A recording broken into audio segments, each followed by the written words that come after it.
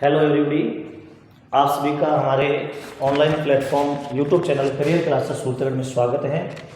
जैसा कि पिछले कुछ दिनों से हम इस चैनल के माध्यम से उन विद्यार्थियों तक पहुंचने की कोशिश कर रहे हैं जो प्रतियोगी परीक्षाओं की तैयारी कर रहे हैं, और इसके साथ साथ कक्षा 6 से 12 के वे विद्यार्थी जो मैथ और इंग्लिश को बहुत अच्छी तरह सीखना चाहते हैं, क्योंकि हम इस चैनल के माध्यम से ग्रामर और मैथ की जो बेसिक जानकारी है वो भी दे रहे हैं, और इसके साथ साथ प्रतियोगी परीक्षा के उन विद्यार्थियों के लिए भी जो विभिन्न प्रकार की प्रतियोगी परीक्षाओं की तैयारी कर रहे हैं। जैसा कि इस प्रतियोगिता के हमारे इस चरण में ग्रामीण प्रतिभा खोज जो प्रतियोगिता का आयोजन हुआ, उसकी जो इस प्रतियोगिता का जो इसमें विभिन्न विद्यार्थियों ने भाग लिया, उन सभी को बहुत बहुत धन्यवाद। और इस प्रतियोगिता में जो भी क्वेश्चन पूछे गए थे उन सभी क्वेश्चंस का हम इस बोर्ड के माध्यम से हल करवाएंगे, और पूरा जो पेपर है वो उसका हल करवाएंगे, उस आंसर की जारी करेंगे। तो मैं मेरे साथी चंद्र जी से निवेदन करूंगा कि आज के इस पेपर में पूछे गए जीके के क्वेश्चंस हैं, उनका सभी क्वेश्चंस का विश्लेषण पूर्वक उत्तर बताएंगे विद्यार्थियों को, और विद्यार्थी भी ध्यानपूर्वक इनको सुनेंगे और अपने क्वेश्चंस की जांच करेंगे। और जिन विद्यार्थियों ने आज की प्रतियोगिता में भाग नहीं लिया था वो विद्यार्थी ध्यान दें, आगामी जो भी परीक्षा होगी उसमें आप जरूर भाग लें, ताकि आप अपनी प्रतियोगी परीक्षा को अच्छी तैयारी के साथ प्रस्तुत हो सके। धन्यवाद जी। चंद्र जी। धन्यवाद सर। प्रिय विद्यार्थियों नमस्कार। जैसा कि आपको पता ही है कि आज 3 मार्च 2022 को अपने ग्रामीण प्रतिभा खोज परीक्षा आयोजन करवाई गई थी, और उसी सीरीज़ में अपने जीके के जो क्वेश्चन हैं, स्टार्ट के 25 क्वेश्चन हैं, उनका सॉल्यूशन मैं आपके सामने लेकर आया हूं, और जो बचे हुए 50 क्वेश्चन हैं वो आपको नेक्स्ट वीडियो में मिल जाएंगे। तो स्टार्ट करते हैं प्रथम क्वेश्चन से। पहला क्वेश्चन है, निम्न में से ऐसा जिला जो किसी अन्य राज्य या राष्ट्र से सीमा बनाता है, अन्य राज्य या राष्ट्र से सीमा बनाता है। देखिए, सबसे पहले आपको इस क्वेश्चन को हल करने के लिए आपको नॉलेज होना चाहिए कि राजस्थान की सीमा किन किन राज्यों से लगती है और कौन सा ऐसा राष्ट्र है जिससे राजस्थान की सीमा लगती है। देखिए, ध्यान है आपको, राजस्थान की सीमा पाकिस्तान से लगती है ना, रेड क्लिफ लाइन, जिस राजस्थान की लंबाई देखें तो 1070 किलोमीटर है, वो राजस्थान के 4 ज़िले लगते हैं। राजस्थान के 4 ज़िले हैं और टोटल लंबाई कितनी है? 1070 किलोमीटर। ये तो होगी अंतर्राष्ट्रीय, यानी किसी अन्य राष्ट्र से जो सीमा लगती है। ठीक है। अब रही कि अंतर्राज्यीय सीमा कितनी है। अंतर्राज्यीय सीमा की बात करें तो वो है 4850 किलोमीटर। 4850 किलोमीटर अंतर्राज्यीय सीमा है, अंतर्राज्यीय सीमा, जो कि आपके पंजाब, फिर बात करें तो हरियाणा, पंजाब हो गया, हरियाणा, और पंजाब, हरियाणा, यूपी, उत्तर प्रदेश से, उत्तर प्रदेश के बाद मध्य प्रदेश, और मध्य प्रदेश के बाद गुजरात, मध्य प्रदेश के बाद गुजरात। ये सीमा पर स्थित 5 राज्य हैं जिनकी सीमा राजस्थान से लगती है, और इस सीमा की लंबाई कितनी है? 4850 किलोमीटर। ठीक है। सबसे कम सीमा की बात करें तो पंजाब की लगती है 89 किलोमीटर, और सबसे अधिक की बात करें तो मध्य प्रदेश की 1600 किलोमीटर। ठीक है। अब देखिए क्वेश्चन क्या था। क्वेश्चन में 4 ऑप्शन दिए हुए हैं, जोधपुर, टोंक, कोटा और दौसा। क्वेश्चन है, निम्न में से ऐसा जिला जो किसी अन्य राज्य या राष्ट्र से सीमा बनाता है। तो इसके लिए आपको क्या होना चाहिए? आपको इस बात का ध्यान होना चाहिए कि राजस्थान के कितने ऐसे ज़िले हैं जो किसी अन्य राष्ट्र से सीमा बनाते हैं, या कितने ऐसे ज़िले हैं जो किसी अन्य राज्य या राष्ट्र से सीमा नहीं बनाते। बात करें तो अपने अंतर्वर्ती ज़िले, अंतर्वर्ती ज़िले, अंतर्वर्ती ज़िलों में कौन आते हैं? अंतर्वर्ती वे ज़िले जो ना तो किसी राष्ट्र से सीमा बनाते हैं और ना ही किसी राज्य से सीमा बनाते हैं। उनकी बात करें तो दौसा हो गया, दौसा, टोंक, बूंदी, अजमेर, नागौर, राजसमंद। कितने हो गए? दौसा हो गया, टोंक हो गया, बूंदी, अजमेर, नागौर, राजसमंद, पाली भी हो गया। एक जिला और रह गया जो किसी अन्य से सीमा नहीं बनाते। 3, 4, 3 और 7, बूंदी, नागौर, अजमेर, राजसमंद, और एक जिला है वो है पाली के नज़दीकी जोधपुर। तो ये 8 ज़िले हैं, 8 ज़िले हैं जो अन्य किसी राज्य या राष्ट्र से सीमा नहीं बनाते। अन्य किसी राज्य या राष्ट्र से सीमा नहीं बनाते, ये अंतर्वर्ती जिले हैं। ठीक है, अब ऑप्शन में दिया हुआ आपको पहला ऑप्शन है जोधपुर। जोधपुर देखिए जी, जोधपुर तो सीमा बनाता ही नहीं, इसने पूछा है सीमा बनाता है। और दूसरा है ऑप्शन टोंक, टोंक भी नहीं बनाता ना। तीसरा ऑप्शन कोटा, यहाँ इसमें देखिए कोटा नहीं, इसमें कोटा नहीं है। कोटा क्या करता है, कोटा मध्य प्रदेश यानी MP से सीमा बनाता है। तो ये पूछा हुआ है कि ऐसा जिला जो किसी ने राज्य या राष्ट्र से सीमा बनाता है, तो आंसर क्या हो जाएगा, कोटा। उसके बाद चौथा ऑप्शन है दौसा, दौसा भी सीमा नहीं बनाता। नहीं बनाता पूछे तो इनमें से कोई और अगर क्वेश्चन बनाना चाहिए ऐसा कि भी वो ज़िले बताइए जो सीमा नहीं बनाते, तो 3 ज़िले ऐसे दे दिए जाएंगे आपको जो सीमा बनाते हैं, और एक कोई इनमें से ऐसा ज़िला जो सीमा नहीं बनाता अन्य राज्य या राष्ट्र से। तो याद रखना 4 नाम दौसा, टोंक, बूंदी और पाली हो गया। फिर बात करें तो अजमेर, नागौर, राजसमंद और जोधपुर हो गए। तो पहले क्वेश्चन का ऑप्शन हो जाएगा, पहले क्वेश्चन का C ऑप्शन होगा, पहले क्वेश्चन का C ऑप्शन हो जाएगा कोटा। उसके बाद है राजस्थान से सर्वाधिक लंबी व सबसे छोटी सीमा बनाने वाले राज्य क्रमशः है। राजस्थान के साथ राज्य पूछा है और सर्वाधिक लंबाई में सर्वाधिक कौन बनाता है, मध्य प्रदेश। कितने किलोमीटर है, 1600 किलोमीटर। और पंजाब दूसरे नंबर। सबसे कम बात करें, सबसे कम अगर सीमा पूछे तो सबसे कम लंबाई में सीमा कौन बनाता है, पंजाब, और सबसे अधिक मध्य प्रदेश। तो ऑप्शन क्या हो जाएगा, ऐसा ऑप्शन जिसमें लिखा हो सबसे अधिक मध्य प्रदेश और सबसे कम की बात करें तो पंजाब, मध्य प्रदेश और पंजाब। C ऑप्शन ऐसा है जिसमें लिखा हुआ है मध्य प्रदेश और पंजाब। तो दूसरे क्वेश्चन का कौन सा ऑप्शन हो जाएगा, C। पहले का भी C है और दूसरे का भी C है।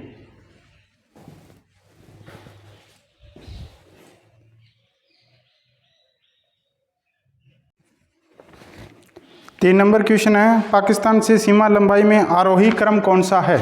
पाकिस्तान से जो सीमा लगती है, राजस्थान की बात कर रहे हैं, 4 जिले दिए हुए हैं। पाकिस्तान से मैंने आपको बताया था 1070 किलोमीटर सीमा की लंबाई। ठीक है, अब आपको वो ज़िले पता होना चाहिए कौन से। बात करें तो इधर से लगें, यहाँ से बात करें तो बाड़मेर, बाड़मेर के बाद जैसलमेर, जैसलमेर के बाद जस्ट ऊपर बीकानेर, और बीकानेर के बाद बात करें तो श्री गंगानगर या गंगानगर। ये 4 ज़िले हैं जो पाकिस्तान से सीमा बनाते। अब इनकी लेंथ पूछी है और क्रम कौन सा पूछा हुआ है, क्रम आपको बताना है आरोही क्रम, आरोही क्रम। आरोही क्रम में देखेंगे तो आपको पता है जैसलमेर लेंथ कितनी है, सबसे अधिक लगती है 464 किलोमीटर लगती है। गंगानगर से 210 किलोमीटर लगती है। उसके बाद बाड़मेर से 228 किलोमीटर लगती है, और बीकानेर से जो सीमा है वो है 168 किलोमीटर, 168 किलोमीटर। ये लेंथ है, ये सीमा की लंबाई है, जो टोटल है इनका 1070 है। आपको आरोही क्रम पूछा है, आरोही और अवरोही 2 क्रम होते हैं। तो आरोही क्रम में क्या होता है, सबसे पहले सबसे छोटा, सबसे पहले सबसे छोटा, और अवरोही में सबसे पहले सबसे बड़ा। देखिए 4 अक्षरों से मिलकर बनता है और आरोही 3। तो बड़ा कौन, अवरोही। अवरोही में तो बड़े से स्टार्ट कर देना, आरोही छोटा नाम है तो छोटे से ही स्टार्ट कर देना। अब देखिए सबसे कम बात करें तो सबसे कम कौन रहता है, बीकानेर। तो सबसे पहला नंबर किसका आएगा, बीकानेर का। उसके बाद 210 किलोमीटर गंगानगर से, तो गंगानगर। फिर बाड़मेर से कितनी, 228 किलोमीटर है, 228 किलोमीटर। तो बाद में किसका नाम है, बाड़मेर का। और उसके बाद आएगा जैसलमेर। तो ये जिलों का क्रम है लंबाई के बढ़ते हुए क्रम में। बढ़ते हुए क्रम में आरोही क्रम लिखा है, तो सबसे पहले जो जिला सबसे कम सीमा बनाता है उसका नाम। तो बीकानेर, गंगानगर, बाड़मेर और जैसलमेर। बीकानेर, गंगानगर, बाड़मेर, जैसलमेर। तीसरे का C ऑप्शन होगा, तीसरे का C ऑप्शन। ठीक है, 4 नंबर क्वेश्चन है, निम्न में से असत्य कथन, निम्न में से असत्य कथन। तो पहला है राजस्थान का अक्षांशीय विस्तार 7 डिग्री 9 मिनट, 7 डिग्री 9 मिनट। आपको पता होना चाहिए अक्षांशीय विस्तार राजस्थान का और देशांतरीय विस्तार। देखिए अक्षांशीय विस्तार 23 डिग्री 3 मिनट से लेकर 30 डिग्री 12 मिनट तक, 23 डिग्री 3 मिनट से लेकर 30 डिग्री और 12 मिनट तक। 23 डिग्री 3 मिनट से लेकर 30 डिग्री 12 मिनट तक ये राजस्थान का अक्षांशीय विस्तार है। तो अक्षांशीय विस्तार 23 से लेकर 30 है, तो है कितना, ये लेंथ है कितनी, वो कैसे करेंगे, 23 डिग्री 12 मिनट और इसमें से क्या घटा देंगे, 23 डिग्री 3 मिनट, कितना बचेगा 9 मिनट। 12 मिनट में से मिनट घटा दीजिए ना, 12 में से 3 गए कितने 9 और 30 में से 23 गए तो कितने 7, तो 7 डिग्री 9 मिनट। तो राजस्थान का जो अक्षांशीय विस्तार है वो 7 डिग्री 9 मिनट है। ए ऑप्शन सही है।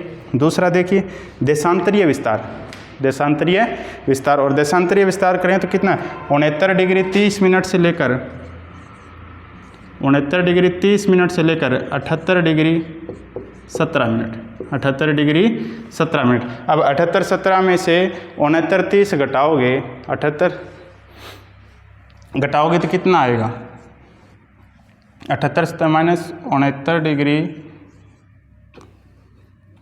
17 मिनट 30 यहाँ मिनट होगा, ठीक है।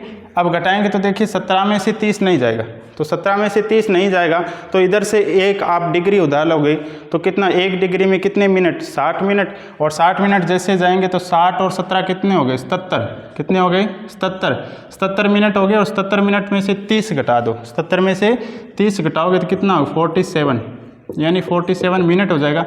एक आप उधर लेके चले गए हो तो यहाँ कितने बचेंगे 70, यहाँ कितने बचे 77 डिग्री बचे, और 77 में से 69 घटाना है, 17 में से 9 गए कितने 8 और 6 में से 6 गए 0, तो कितना आएगा 8 डिग्री 47 मिनट, कितना आएगा 8 डिग्री 47 मिनट। ऑप्शन में दिया हुआ कितना है, देशांतरीय विस्तार 8 डिग्री 37 मिनट है, तो ये असत्य हो जाएगा, ठीक है। इसके बाद तीसरा क्वेश्चन, तीसरा ही ऑप्शन इसी में, राजस्थान का क्षेत्रफल भारत के क्षेत्रफल का लगभग 11%, भारत के क्षेत्रफल का लगभग 11%, बात सही है कितना 10.4%, इसने लगभग बोला है, लगभग 11% है, तो ये कथन एकदम सही है।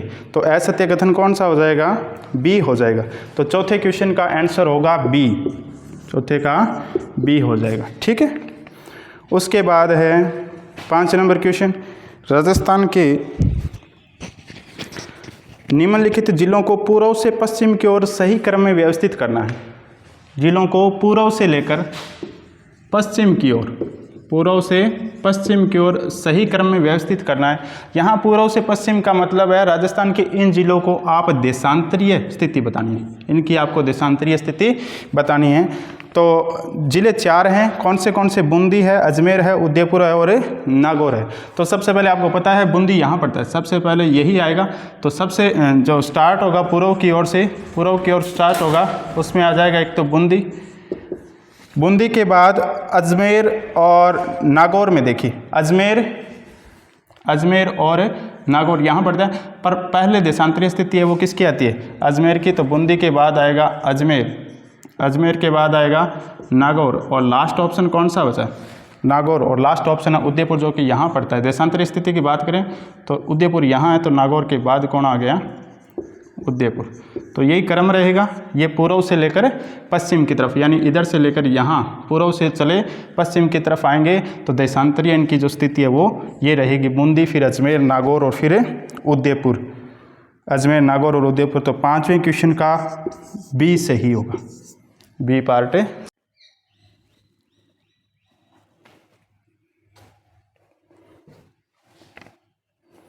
छः नंबर क्वेश्चन देखिए, 6 नंबर में निम्न में से कौन सी चोटी उत्तरी पूर्वी अरावली प्रदेश का भाग नहीं है। 4 चोटियां दी हुई है, उत्तरी पूर्वी अरावली प्रदेश का भाग पूछा है बहरांच, 2 नंबर में ऑप्शन में लिखा है नाहरगढ़, 3 नंबर ऑप्शन में लिखा हुआ है तारागढ़, और 4 नंबर ऑप्शन में लिखा हुआ है खो। तो आपको पता होना चाहिए कि ये चोटियाँ कहाँ कहाँ स्थित है, ठीक है। तो बहरांच, और बहरांच की बात करें तो ये देखिए राजस्थान का मैप की अगर बात करें तो ये अलवर पड़ता है, बहरांच है वो अलवर में है, नाहरगढ़ है वो जयपुर में है, और तारागढ़ है वो अजमेर में है, और खो है वो भी जयपुर में, खो है वो भी जयपुर में। इनकी लंबाई भी आपको याद होनी चाहिए, बहरांच की लंबाई होती है 792 मीटर है, नाहरगढ़ की लंबाई 599 मीटर, तारागढ़ की बात करें तो तारागढ़ की 870 मीटर है और खो जयपुर में इसकी लंबाई है 920 मीटर। ठीक है, अब देखिए आपको तो लंबाई नहीं बतानी, आपको ये बताना है कि ये उत्तरी पूर्वी अरावली का भाग। देखिए राजस्थान में अरावली पर्वतमाला यूँ गुजरती है और अरावली पर्वतमाला जो कि राजस्थान में लंबाई जिसकी 550 किलोमीटर है, कुल अरावली पर्वतमाला की लंबाई की बात करें तो वो 692 किलोमीटर है। ठीक है, अब ये जो हिस्सा है ये उत्तरी पूर्वी अरावली प्रदेश है और यहाँ इसके बाद मध्य अरावली के अंदर अजमेर जिला आता है और ये हो गया आपका दक्षिण पश्चिमी अरावली का भाग। तो यहाँ देखिए पूछा हुआ क्वेश्चन में क्या पूछा हुआ है, क्वेश्चन में कौन सी चोटी उत्तरी पूर्वी अरावली का प्रदेश का भाग नहीं है। अलवर यहाँ पड़ता है, ठीक है, जयपुर दोनों यहाँ, ठीक है। उसके बाद अजमेर, देखिए अजमेर क्या है, मध्य अरावली का भाग है। तो ये जो तारागढ़ चोटी है वो कहाँ की होगी, मध्य अरावली की होगी। तो इसका ऑप्शन हो जाएगा सी। 6 नंबर क्वेश्चन और 6 नंबर क्वेश्चन का आंसर कौन सा हो जाएगा, सी हो जाएगा। 7 नंबर क्वेश्चन, अरावली पर्वतमाला के निम्न चोटियों को अवरोही क्रम में व्यवस्थित कीजिए। अवरोही क्रम में व्यवस्थित करना है यानी लंबाई के क्रम में व्यवस्थित करना है। चोटियाँ कौन सी लिखी हुई है, चोटियाँ लिख देता हूँ मैं, शेर, जरगा, अचलगढ़, उसके बाद आबू और उसके बाद है लीलागढ़। ये 5 ऑप्शन में 5 चोटियाँ। ठीक है, आपको अगर इनको अवरोही क्रम में व्यवस्थित करना है तो इनकी आपको लंबाई याद होनी चाहिए। शेर की लंबाई होती है 1500, शेर की लंबाई है वो 1597 मीटर है। उसके बाद जरगा की लंबाई 1431 मीटर है। अचलगढ़ 1380 मीटर है। आबू 1295 मीटर है और लीलागढ़ की बात करें तो लीलागढ़ की लंबाई है 874 मीटर। देखिए याद कैसे रहता है, याद यूँ रहता है, अचल और 80, अचल और 80 दोनों एक ही शब्द, अचल और 80, तो इसकी लंबाई 1380 मीटर। जरगा को जरगा ना पढ़कर इसको आप पढ़ेंगे जरका, का फॉर एक का, तो स्टार्ट भी एक का और लास्ट भी एक का और दोनों के बीच में अंतर भी एक का। तो जरगा की लंबाई कितनी है, 1431 मीटर। शेर और शेर और यहाँ क्या है, 97, शेर और 97 का मेल बैठकर क्या बनती है, 1597 मीटर। ठीक है, अचल 80 हो गया। आबू और 92, आबू और 1295, आबू और 1295, आबू और 12, देखिए आबू और 12 तो 1295 मीटर। उसके बाद लीलागढ़, यहाँ याद ये रखना है, लीला और तारा 2 बहनें थी जिनमें तारा छोटी थी और लीला बड़ी थी। दोनों के अंदर जो अंतर था वो कितने का था, 4 मीटर का अंतर था। तारा वो छोटी बहन थी और लीला थी वो बड़ी बहन थी। इसकी लंबाई 874 मीटर है और तारा की लंबाई 870 मीटर है। अवरोही क्रम में सेट करना है तो मैंने यूँ ही लिखा, अवरोही क्रम में सबसे पहले शेर हो जाएगा, फिर शेर और शेर के बाद जरगा के बाद अचलगढ़ के बाद आबू और आबू के बाद हो जाएगा लीलागढ़। तो ये अवरोही क्रम होगा कौन से ऑप्शन में, 7 क्वेश्चन नंबर 7 और 7 का ये डी ऑप्शन बिल्कुल सही हो जाएगा। चलो आगे देखिए, 8 नंबर क्वेश्चन पढ़ लीजिए।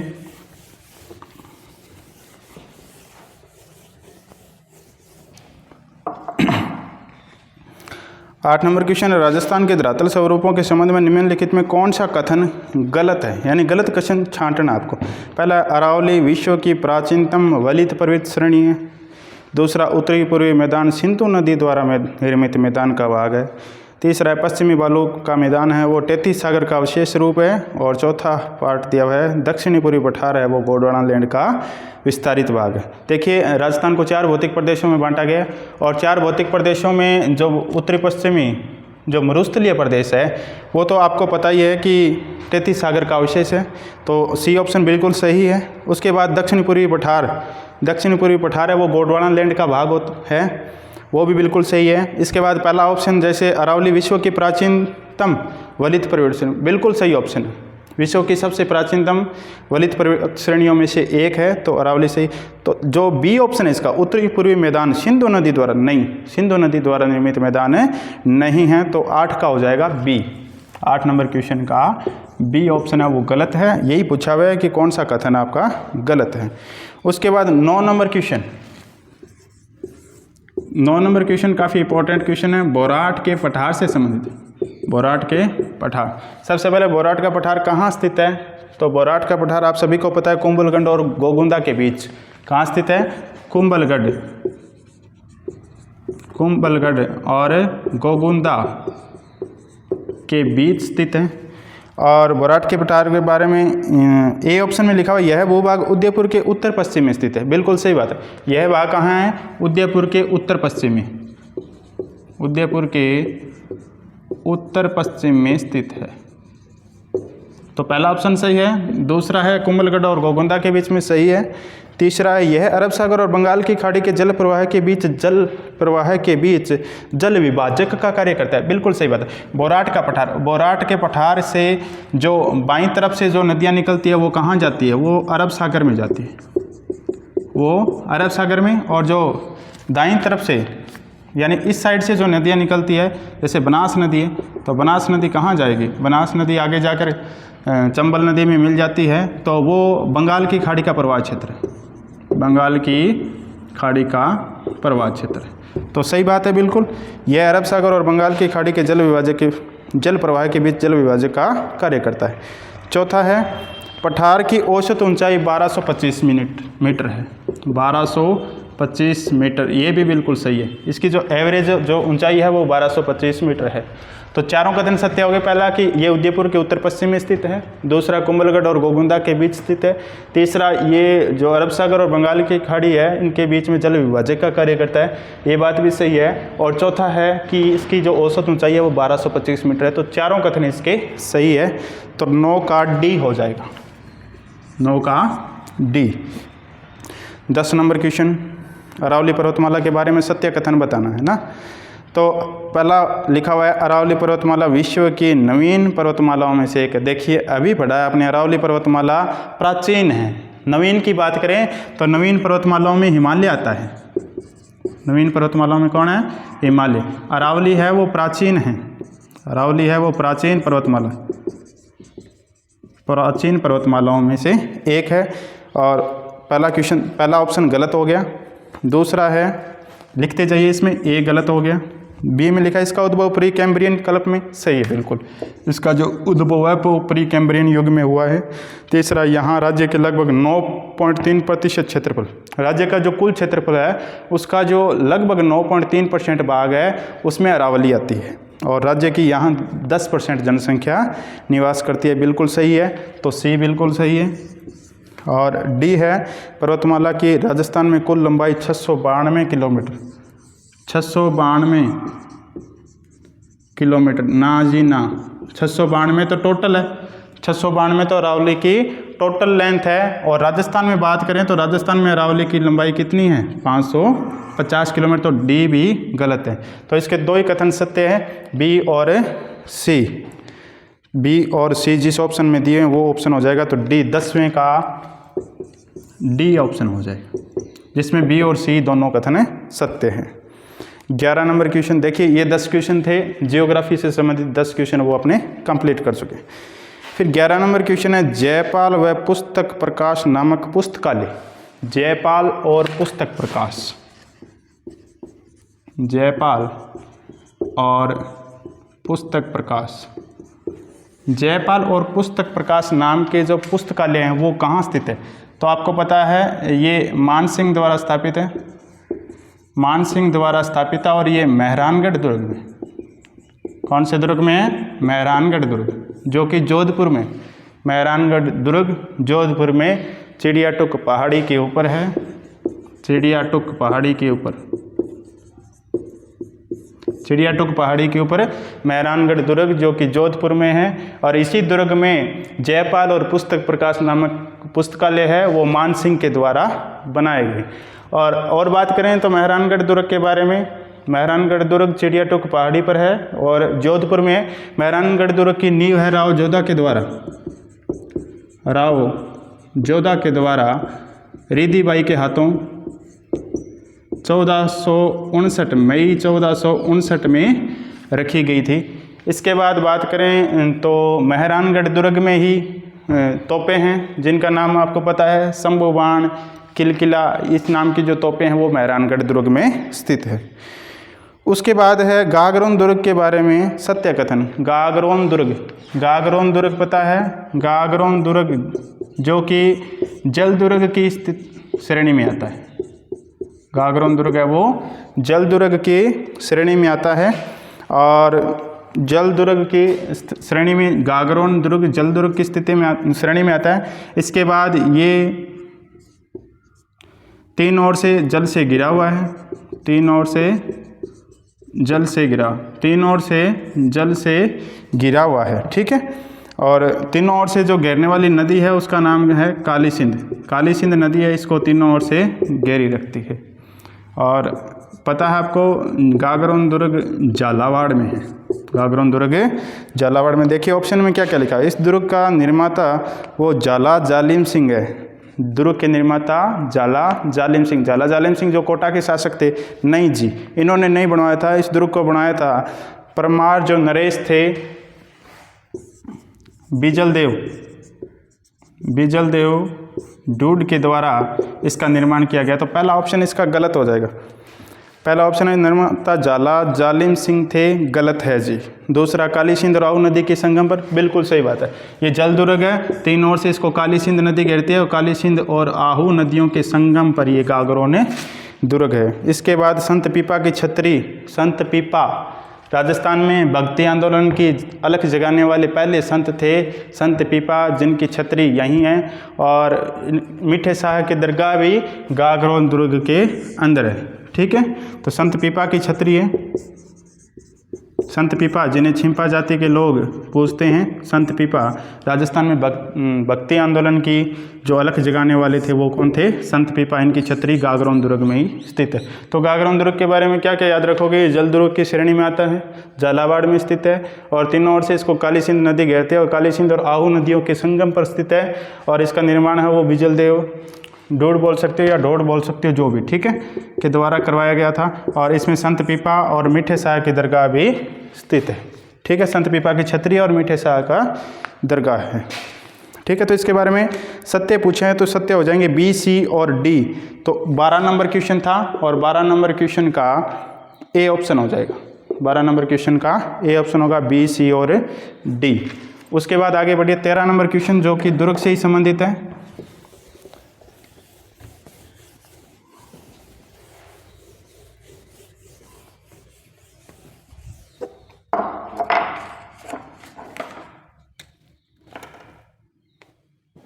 दुर्ग उपनाम लिखे गए हैं, सुवर्णगिरी,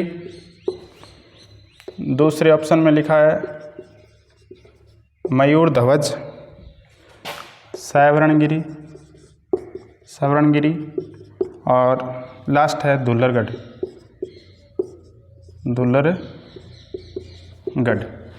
देखिए आपको क्या बताना है, ये दुर्गों के उपनाम हैं, वो कौन से दुर्ग है जिनके उपनाम ये है। तो सुवर्णगिरी आपको पता है जालोर दुर्ग को कहते हैं, जालोर दुर्ग को सुवर्णगिरी कहते हैं। मयूर ध्वज चिड़ियाटुक पहाड़ी पर स्थित मेहरानगढ़ दुर्ग हो गया, मेहरानगढ़ दुर्ग या जोधपुर दुर्ग, जो भी लिखा हुआ है, जोधपुर दुर्ग या मेहरानगढ़ दुर्ग एक ही बात है, ठीक है। उसके बाद सवर्णगिरी जैसलमेर वाला, जैसलमेर जो दुर्ग है वो क्या हो गया, सवर्णगिरी। उसके बाद दुल्लरगढ़, और दुल्लरगढ़ की बात करें तो दुल्लरगढ़ गागरोन दुर्ग का दूसरा नाम है, दुल्लरगढ़ या टोटगढ़ गागरोन दुर्ग का। तो आप ये मैच करवाना था क्वेश्चन। तो सुवर्णगिरी का हो जाएगा जालोर यानी ए का थर्ड, मयूर ध्वज मेहरानगढ़ दुर्ग या जोधपुर दुर्ग तो बी का सेकंड हो जाएगा। सी सवर्णगिरी जैसलमेर को बोलते हैं, फर्स्ट हो जाएगा। और दुल्लरगढ़ है वो गागरोन दुर्ग को बोलते हैं, डी का क्या हो जाएगा, फोर्थ हो जाएगा। ऐसा ऑप्शन 13 नंबर क्वेश्चन में बी ऑप्शन हो जाएगा, ठीक है। उसके बाद है 14 नंबर क्वेश्चन, और 14 नंबर क्वेश्चन में क्या पूछा हुआ है, अच्छा दुर्गों के नाम पूछे हुए हैं। खिजराबाद, इसको यूं भी लिख सकते हो और यूं भी लिख सकते हो, ठीक है। खिजराबाद उसके बाद है खैराबाद, जलालाबाद और मोमिनाबाद। जलालाबाद और मोमिनाबाद। देखिए दुर्गों के नाम हैं, और ये दुर्गों के नाम हैं वो अलाउद्दीन खिलजी के द्वारा राजस्थान के दुर्गों के नाम जीतने के बाद इनके नाम परिवर्तित कर दिए गए। तो खिंजराबाद नाम है वो रखा गया था, आपको पता है, चित्तौड़गढ़ दुर्ग का, चित्तौड़गढ़ दुर्ग जहाँ पर साका हुआ था। ठीक है, उसके बाद खैराबाद, सिवाना दुर्ग बाड़मेर, सिवाना दुर्ग है जो बाड़मेर में है, उसका नाम रखा गया खैराबाद। जलालाबाद जालोर दुर्ग को बोला है, और मोमिनाबाद बोला है आमेर दुर्ग को। आमेर दुर्ग को इसने मोमिनाबाद नाम दिया था। तो मैच करवा लीजिए। तो ए का हो जाएगा, ए का 2, बी का खैराबाद सिवाना दुर्ग को, तो बी का 4, सी जलालाबाद जालोर दुर्ग को कहा गया है, तो सी को फर्स्ट, और डी मोमिनाबाद आमेर दुर्ग को डी का 3rd। A2B4C1D3, A2B4C1D3 ये सी ऑप्शन में है, सी ऑप्शन में है। तो 14 नंबर क्वेश्चन का हो जाएगा सी। आगे देखिए मिलान करवाने हैं। 15 नंबर क्वेश्चन में एक साइड मंदिर दिए हुए और दूसरी साइड जिले दिए हुए। ठीक है, तो सबसे पहला है बंडदेवरा। बंडदेवरा यहाँ कर लेते हैं इसको। बंडदेवरा जो टूटा फूटा देवालय होता है ना, उसको बंडदेवरा कहते हैं। बंडदेवरा का दूसरा नाम आप जानते हो, राजस्थान का जो मिनी खजुराहो है वो, या हाड़ौती का जो खजुराहो है वो भी बंडदेवरा है। और बंडदेवरा कहाँ स्थित है? बारां में। बंडदेवरा स्थित है बारां में। उसके बाद दूसरा मंदिर है सास बहू मंदिर। सास बहू मंदिर, सास बहू मंदिर नागदा उदयपुर में है जी, नागदा उदयपुर में। सास बहू मंदिर के बाद है त्रिनेत्र गणेश मंदिर रणथंभौर में। त्रिनेत्र गणेश मंदिर रणथंभौर सवाई माधोपुर में, रणथंभौर सवाई माधोपुर में। और लास्ट रह गया मल्लीनाथ, मल्लीनाथ जी का मेला बाड़मेर है, तिलवाड़ा बाड़मेर। मल्लीनाथ मंदिर है वो कहाँ है? तिलवाड़ा और बाड़मेर जिले में, तिलवाड़ा बाड़मेर में। तो मैच करवाना है आपको। तो बंडदेवरा 12 हो जाएगा, तो ए का हो जाएगा 4। उसके बाद सास बहू मंदिर उदयपुर नागदा में है, तो बी का 1। सी है त्रिनेत्र गणेश मंदिर, त्रिनेत्र गणेश मंदिर सवाई माधोपुर रणथंभौर सवाई माधोपुर में है, तो सी का हो जाएगा 2। और बच गया कौन? डी, डी का 3rd हो जाएगा मल्लीनाथ जी का मेला बाड़मेर में, तिलवाड़ा बाड़मेर। तो A4B1C2D3, A4B1C2D3 15 नंबर क्वेश्चन था। और 15 नंबर क्वेश्चन में ऑप्शन हो जाएगा यहाँ पर डी ऑप्शन है वो हो जाएगा। ठीक है, उसके बाद 16 नंबर क्वेश्चन सभ्यता से संबंधित है।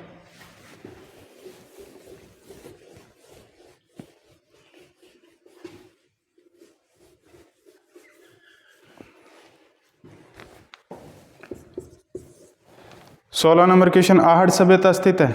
आहड़, आहड़, आहड़ कहो या फिर इसको दुल्लरकोट कहो। ठीक है, आहड़ या दुल्लरकोट, ये सभ्यता कहाँ स्थित है? जिले की बात करें तो उदयपुर में। ठीक है, आपसे क्या पूछा हुआ यहाँ पर? नदी पूछी है ना। तो नदी की बात करें तो माही नदी नहीं, गंभीरी नहीं, बनास नदी पर। आहड़ सभ्यता है वो कौन सी नदी पर है? बनास नदी पर स्थित है। ठीक है, उसके बाद आहड़ सभ्यता को क्या कहा जाता है? तांबा नगरी कहा जाता है। तांबे को पिघलाकर यहाँ पर हथियार बनाए जाते थे। ठीक है, उसके बाद आहड़ सभ्यता की क्या विशेषता है? पक्की ईंटें नहीं इस्तेमाल की गई, पक्की ईंटों का इस्तेमाल नहीं हुआ है। ठीक है, और क्या विशेषता है? पक्की ईंटों का इस्तेमाल नहीं। तांबा नगरी बनास नदी पर स्थित है, इसको दुल्लरकोट भी कहा जाता है। मृद भांड बने हुए बड़े बड़े, मिट्टी के बर्तन बने हुए हैं अनाज रखने के लिए, अनाज रखने के लिए मिट्टी के बड़े बड़े बर्तन। और एक घर में 6 चूल्हे हैं, एक घर में 6 चूल्हे हैं, जो इस बात को स्पष्ट करता है कि यहाँ पर संयुक्त परिवार रहता था, संयुक्त परिवार रहते थे। ये आहट सभ्यता की विशेषताएं हैं। तो इसका ऑप्शन सी हो जाएगा 16 नंबर का, बनास नदी पर। उसके बाद 17 नंबर क्वेश्चन सही सुमेलित नहीं है। एक साइड सभ्यताएं लिखी हुई है, एक साइड उनके खोजकर्ता लिखे हैं। तो सबसे पहले कालीबंगा है, तो पता है आपको कालीबंगा सभ्यता की खोज सबसे पहले 1953 में अमलानंद घोष ने की थी। ठीक है, तो एक तो सही सुमेलित है। दूसरा है आहड़, आहड़ सभ्यता की खोज HD सांकलिया के द्वारा हुई थी, तो 2 नंबर भी सही है।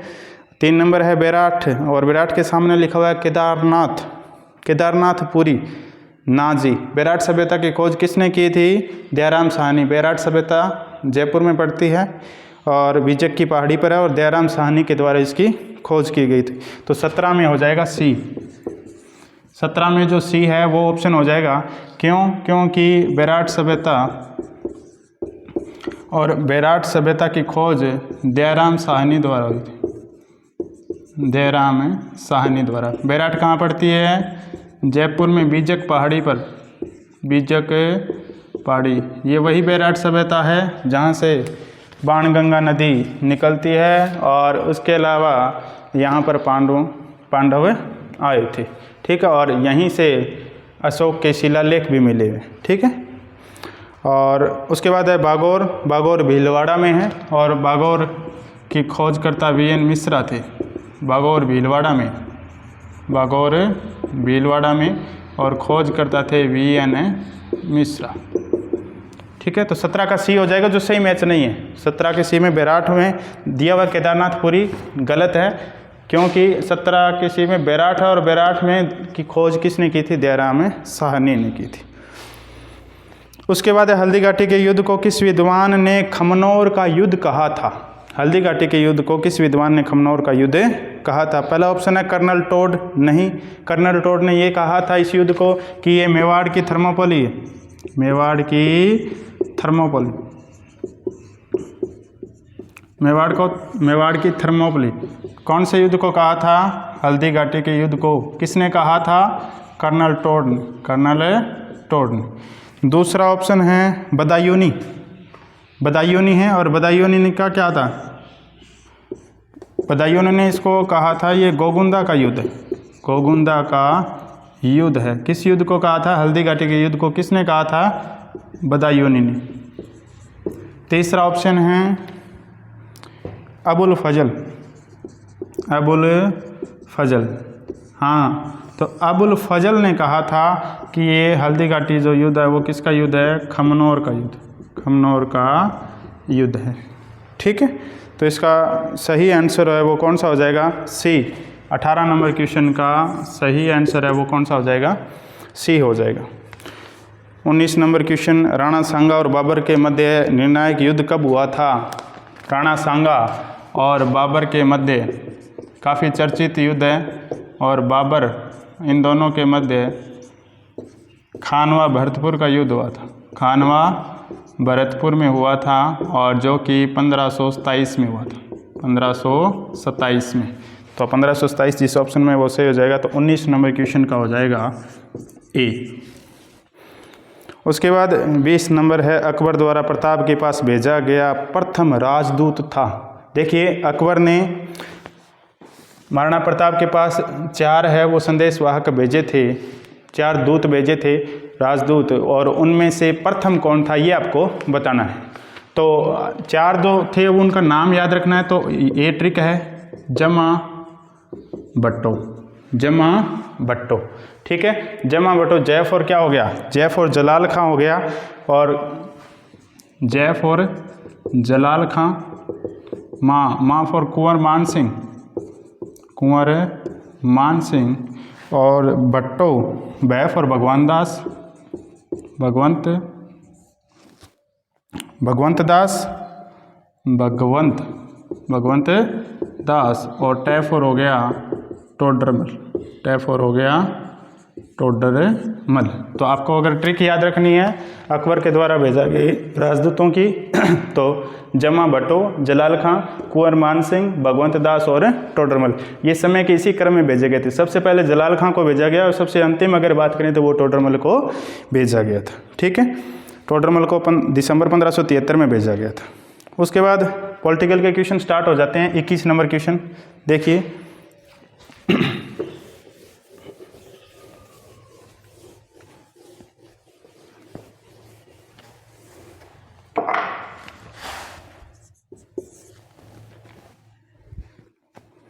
राज प्रमुख के पद को राज्यपाल का पद नाम कब मिला?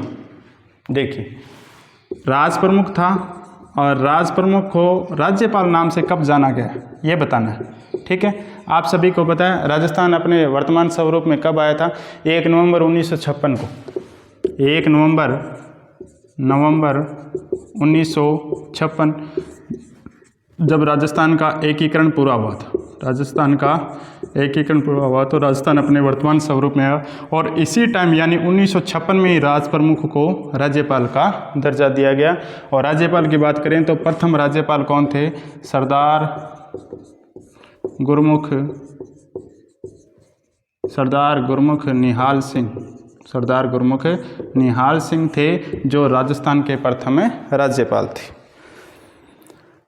1956 यानी 21 का डी हो जाएगा, 21 का डी।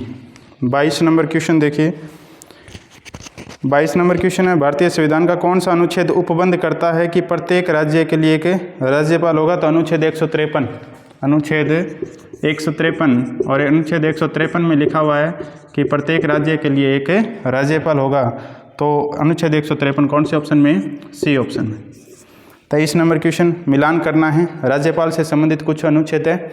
सबसे पहले राज्यपाल की नियुक्ति, राज्यपाल की नियुक्ति है वो किसके अंतर्गत आती है? राज्यपाल की नियुक्ति है वो 155 अनुच्छेद के अंतर्गत आती है। राज्यपाल की नियुक्ति कौन करता है? राष्ट्रपति करता है। कौन करता है? राष्ट्रपति। उसके बाद पदावधि या कार्यकाल, पदावधि या कार्यकाल सभी को पता है। पदावधि या कार्यकाल, राष्ट्रपति का पदावधि या कार्यकाल कितने वर्ष का होता है? सॉरी, राज्यपाल का तो वो कितने वर्ष का होता है? 5 वर्ष का। या तो 5 वर्ष कंप्लीट करेगा और अगर 5 वर्ष कंप्लीट नहीं करेगा तो वो राष्ट्रपति के द्वारा उसको हटाया जाएगा।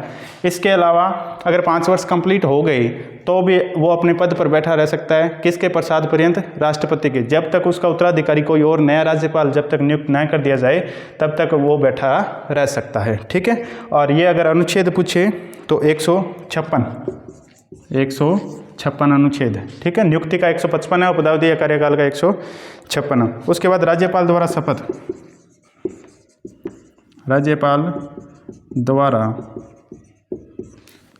राज्यपाल द्वारा शपथ है वो 159 के अंतर्गत। देखिए, राज्यपाल के द्वारा शपथ, राज्यपाल को शपथ दिलाता कौन है? राज्यपाल को शपथ दिलाता है हाईकोर्ट, हाईकोर्ट का मुख्य न्यायाधीश, हाईकोर्ट का मुख्य न्यायाधीश। अगर मुख्य न्यायाधीश नहीं है, अब्सेंट है, तो कौन दिलाता है? वरिष्ठ न्यायाधीश। वरिष्ठ न्यायाधीश है जो राज्यपाल को शपथ दिलवाता है। वो अनुच्छेद 159 के अंदर लिखा हुआ है। उसके बाद राज्यपाल नियुक्ति के लिए शर्तें, राज्यपाल नियुक्ति के लिए शर्तें हैं। और क्या क्या शर्तें हैं? भारत का नागरिक होना चाहिए, 35 वर्ष की आयु पूर्ण कर लेनी चाहिए। तो ये शर्तें हैं वो 157 नंबर में, 157 में। तो देखिए, नियुक्ति 155 में है तो ए का हो जाएगा, ए का थर्ड हो जाएगा। उसके बाद कार्यकाल है वो 156 में है तो बी का फर्स्ट हो जाएगा। उसके बाद राज्यपाल द्वारा शपथ है वो 159 में है तो सी का 4 हो जाएगा। और राज्यपाल की नियुक्ति के लिए शर्तें हैं वो 157 में है तो डी का 2 हो जाएगा। तो ऐसा कोई ऑप्शन A3B1, A3B1, C4 और D2। राज्यपाल की नियुक्ति 155 में है। उसके बाद कार्यालय 156 में हो गया। उसके बाद राज्यपाल द्वारा शपथ वो 159 के आएगा, सी में C4 हो जाएगा और D2, A3B1। ठीक है, ए ऑप्शन हो जाएगा। 23 नंबर क्वेश्चन है और 23 नंबर क्वेश्चन का ए ऑप्शन हो जाएगा। ठीक है, उसके बाद राज्य मंत्रिपरिषद सामूहिक रूप से उत्तरदायी है। तो सभी को पता है लोकसभा के प्रति, ये तो कैंसिल ही कर दो क्योंकि राज्य मंत्रिपरिषद की बात कर रहा है। तो बात रही 3, मुख्यमंत्री की परिषद नहीं हो सकता। और राज्यपाल के प्रति अगर कोई व्यक्तिगत बात करे तो वो राज्यपाल के, अगर कोई मंत्री व्यक्तिगत अपना इस्तीफा देना चाहता है तो वो राज्यपाल को देगा। उसके बाद है विधानसभा के प्रति, तो सामूहिक रूप से अगर बात करें राज्य मंत्रिपरिषद तो वो विधानसभा के प्रति होती है। तो 24 नंबर क्वेश्चन है और 24 नंबर क्वेश्चन में क्या हो जाएगा, डी ऑप्शन, डी, ठीक है। उसके बाद है 25 नंबर क्वेश्चन, राजस्थान विधानसभा की प्रथम महिला अध्यक्ष का नाम। तो राजस्थान विधानसभा की प्रथम महिला अध्यक्ष थी श्रीमती सुमित्रा सिंह, श्रीमती सुमित्रा सिंह, और श्रीमती सुमित्रा सिंह थी, तो सी ऑप्शन हो जाएगा। 25 नंबर क्वेश्चन में सी ऑप्शन हो जाएगा। तो देखिए आज के वीडियो में अपने 25 क्वेश्चन कर लिए हैं जो कि राजस्थान जीके से संबंधित थे, जिसमें राजस्थान जियोग्राफी थी और हिस्ट्री थी, पॉलिटिकल भी थी और कल्चर भी थी। तो नेक्स्ट वीडियो में अपने जो बचे हुए 50 क्वेश्चन हैं उनको भी करेंगे। तो आप सभी का धन्यवाद। इन क्वेश्चनों को जो मैंने सॉल्यूशन करवाया ध्यान से देखें और आप इस पेपर को थोड़ा एक बार और करें। अगर आपने कोई गलती कर ली है तो इस गलती को पकड़ें कि आपने कहाँ इस प्रकार की गलती की है, और आप इनको गाइड के माध्यम से क्वेश्चन को और गहराई से समझ सकते हैं। तो धन्यवाद आप सभी का।